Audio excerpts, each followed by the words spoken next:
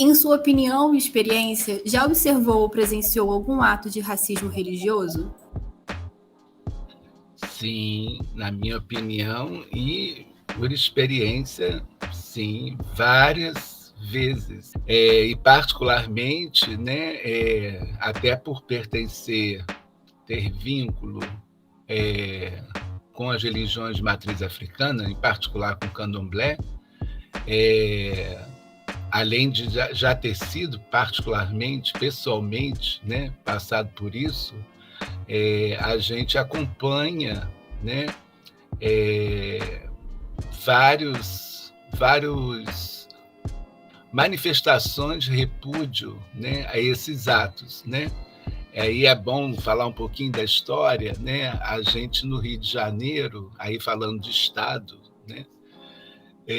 A gente criou, né, há muitos anos atrás, né, tendo em vista que esses atos eles são constantes e particularmente com as religiões de matriz africana, né, foi criada uma comissão de combate à intolerância religiosa pela sociedade civil, que compõe majoritariamente, vamos dizer assim, né, as religiões de matriz africana, mas também compõe aí outros segmentos, instituições religiosas, né, como espíritas, judeus, muçulmanos, né, ateus, orientais, né, que também passam por,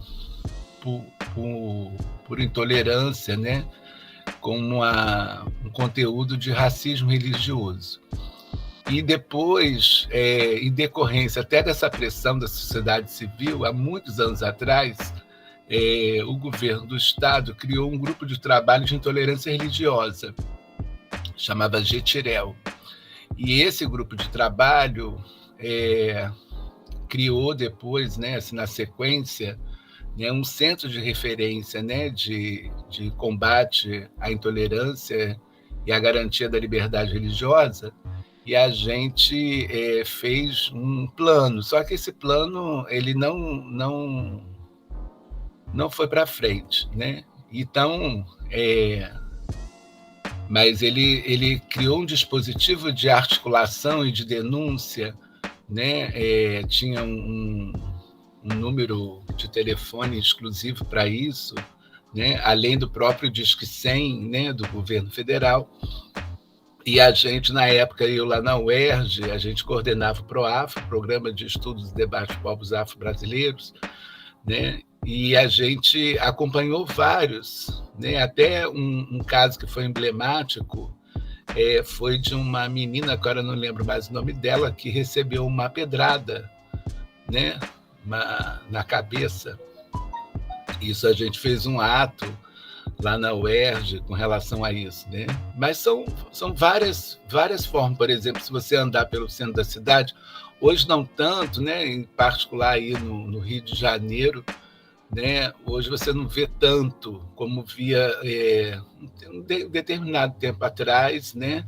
Eram dizeres escritos, faixas, né? Pichações, né? Com esse conteúdo de ódio, as religiões de matriz africana, né? Mas continua havendo ainda a invasão de templos religiosos, né? Particularmente em alguns lugares mais periféricos, né? Aqui mesmo em São Gonçalo a gente já teve isso, em Niterói, Rio de Janeiro, a Baixada Fluminense, alguns lugares do Rio de Janeiro, né? Então, assim, eu acompanho, observo e presencio. E fora que em alguns lugares da cidade do Rio, né, o povo de santo, seja de Umbanda, de Candomblé, tem que submeter, né, ao que a gente chama de narcomilícia pentecostal. Né? São grupos, né, armados, né, envolvido aí com o narcotráfico, né, que se converteram, né? Então, em nome de Jesus, eles fazem umas ações absurdas. Eu tenho vários amigos que são pais e mães de santo e que não podem mais tocar determinados dias, determinados horários, tem que pedir permissão, né? Então, assim, a gente está numa estrutura cada vez absurda, né, de racismo religioso, e isso está se institucionalizando, apesar aí do que a gente chama do Estado de Direito. Quais ações no âmbito das políticas públicas vigentes podem, de fato, garantir mais segurança aos praticantes de religiões afro-brasileiras? O Estado brasileiro, né, ele é omisso em muita coisa, e particularmente com relação à segurança e dos praticantes de religiões afro-brasileiras, né? Apesar assim, que a gente sabe, né, que toda a prática de intolerância, discriminação e racismo religioso, né, não pode ficar impune.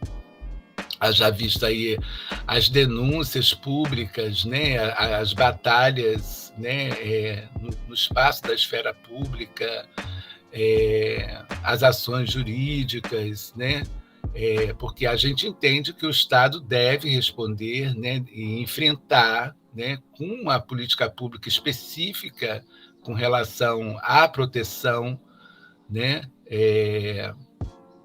em relação aí particularmente à segurança, né, mas à livre, né, liberdade, né, assim, a liberdade religiosa, né, a garantia da liberdade religiosa, né, e aí garantindo, né, com dignidade, cidadania, o direito, o respeito, né, e a convivência, né, democrática, né, no âmbito comunitário, social, né, e aí na perspectiva do princípio vamos dizer assim, da tolerância e da igualdade entre todos os credos, né, porque o Estado é laico, né, mas a gente não tem visto isso, né, tanto que as batalhas judiciais, os enfrentamentos no âmbito da esfera pública ao Estado, né, elas são árduas, elas são cansativas. É isso que a gente percebe, né, nessa omissão do Estado, né? Então, a gestão pública, né, ela que a gente entende assim que ela não tem que regular a esfera privada da fé, porque ser religioso é um fórum íntimo, né, pessoal. Até porque a gente, mas ela pode regular, né, no sentido da garantia, a partir da sua laicidade, né, ela deve garantir, né, como a delegacia especializada para isso, né, um centro de referência como a gente fez no Rio de Janeiro, né, um lugar de acolhimento, né, mas que seja efetivo, né, que não seja só no papel e que não seja só para inglês ver, né. Isso é uma forma assim de criar dispositivos institucionais, né, para concretização e consolidação, né, da promoção de direitos humanos, né, e que, de uma certa forma, né, e aí é uma discussão mesmo quando a gente está falando de Estado, né, porque se pressupõe uma ação conjunta, né, para resguardar, garantir, proteger, né, na liberdade religiosa todos os adeptos das religiões, né? Mas só que hoje a gente está vendo uma omissão completa, né? Assim, a ação ela fica judicializada, né? Não fica na garantia, né? Pela via do Estado, né? Do ponto de vista legislativo, né? Enquanto lei que vai te proteger, mas sim enquanto judicialização, né? Ação na delegacia, né? Na ação do Ministério Público, né? E às vezes isso não é muito legal, né?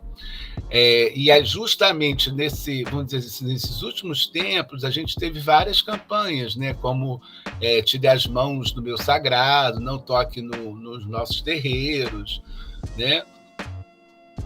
Com vários, dependendo aí estrategicamente, alguns parlamentares, algumas pessoas que ocupam determinado espaço na esfera do Estado como aliança, né, aliados, né? Então isso cria a possibilidade de fazer acontecer algumas coisas, mas a gente está numa conjuntura completamente de desdemocratização. Como você acha que as políticas públicas podem interferir ou contribuir para a preservação e salvaguarda do patrimônio cultural e religioso das matrizes africanas? É um debate, né? Porque me lembro dos primeiros terreiros que foram tombados, né? Isso foi um debate nacional também. A gente acompanhou o tombar, né? Foi uma política, né, do IPHAN, né, no sentido de preservação e salvaguarda, né, do patrimônio cultural religioso de matriz africana, né? Agora não é todos os terreiros, né? E isso também tem esse problema, né? Tem toda aí uma política também de correlação de força que vai instituir quais são, quais não são. Mas boa parte, eu acho, que dos terreiros mais tradicionais, mais antigos e tal, todos eles conseguiram, até o que eu faço parte, né, que é do interior da Bahia, na Cachoeira, conseguiu. É muito importante isso, né? Não só pelo ponto de vista do reconhecimento do patrimônio, né, de salvaguarda. Outro, por exemplo, que eu acho que é interessante também, né, que é um caso no Rio de Janeiro, né, que é um museu dentro do terreiro, né, de Mãe Meninazinha, Mãe Naná, né, lá em São Mateus, em São João de Meriti, né, e foi até organizado, né, por um filho de santo da casa, o Gan Ricardo, que também é professor universitário, né, e trabalha, né, com patrimônio, com arte e tal, e ele fez esse espaço,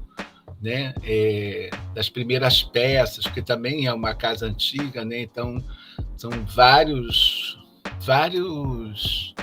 utensílios, né, assim, o primeiro ABB de Oxum, né, uma ferramenta do Ogum, né? Então eles fizeram a Memória da Vinci, se eu não me lembro o nome, se eu acho que é esse, né?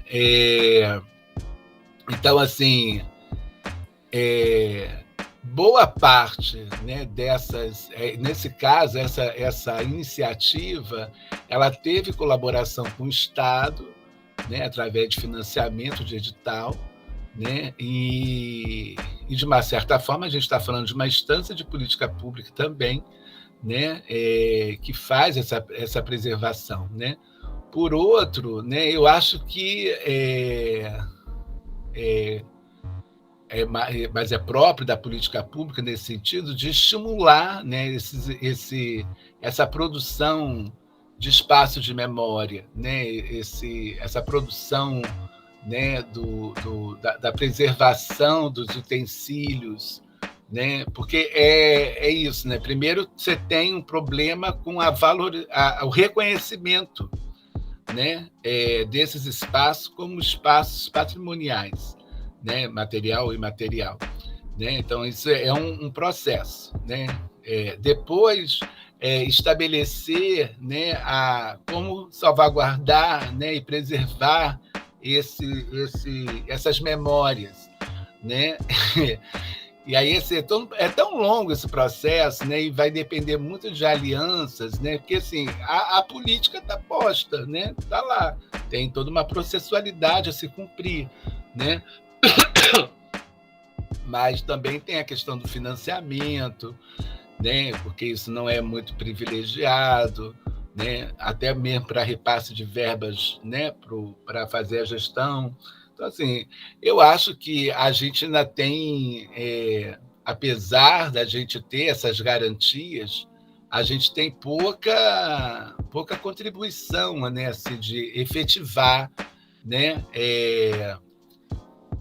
Essa política pública, né? Em particular aí do patrimônio, né? Então, assim, eu acho que tem todo um debate aí, né? Que a gente acabou não assim, ele fica muito restrito, né, a algumas pessoas, né? E em determinados momentos elas são ampliadas, né, vamos dizer assim, para democratizar o debate, né? Mas fica muito em cima dos militantes, né? Então, assim, uma coisa é a militância, outra coisa é a comunidade religiosa, outra coisa são os religiosos que estão à frente dos terreiros. Então, tem uma dinâmica aí que também é complicada. Enfim. E como espaços de memória e museus devem contribuir para o debate sobre intolerância religiosa? Tudo que vocês puderem fazer, né? Como vocês estão fazendo, como uma... né, fazer o debate, né, que eu acho que tem que ter o debate, né, semanas, né, trazer as lideranças e todos os projetos existentes para o debate, né, garantir, né, a democratização desses espaços, né, para todos e todas e todos participarem, porque às vezes se restringe muito, né, a gente não tem muito essa garantia, né, de democratização mesmo do debate, do acesso, né? Acho que assim tem que ter mais espaços de memória e de museus, né? Não só do ponto de vista de fazer que se faça o debate, né? Mas particularmente também de ter espaços, né, de memória das religiões afro-brasileiras, né? Assim, exposições mais específicas, né, das religiões de matriz africana, porque a gente tem muito para contar, né? Afinal de contas, se você pega aqui o primeiro negro, né, chamado negro, né, um africano escravizado, que colocou o pé no Brasil, né, e aí tomando toda a lógica da diáspora, né, porque não foi só no Brasil, mas você trouxe a África. A África está aqui presente, né?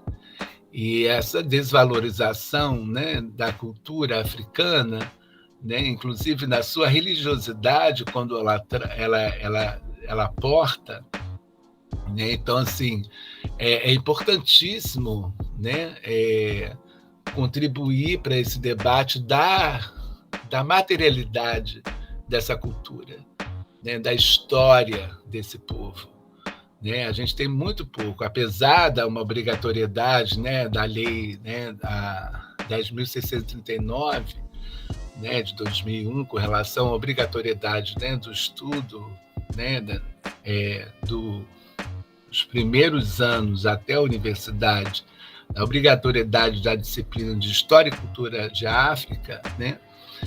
A gente não tem isso também garantido. É isso, tem muita coisa que está no papel e que a gente não tem garantido efetivamente no cotidiano, na micropolítica, né, que se faça a efetivação desse debate, né? Então, acho que esses espaços podem contribuir muito para esse debate, né?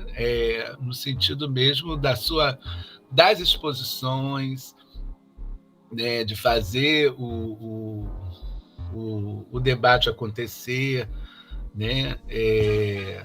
Que seja revelador, potente, né? É nesse sentido que eu acho que a gente tem muito para tratar desse debate, né? Assim, porque é um debate ainda cercado, né, de racismo, cercado, né, de desumanidade, né? Racializar o debate, quilombar o debate é necessário.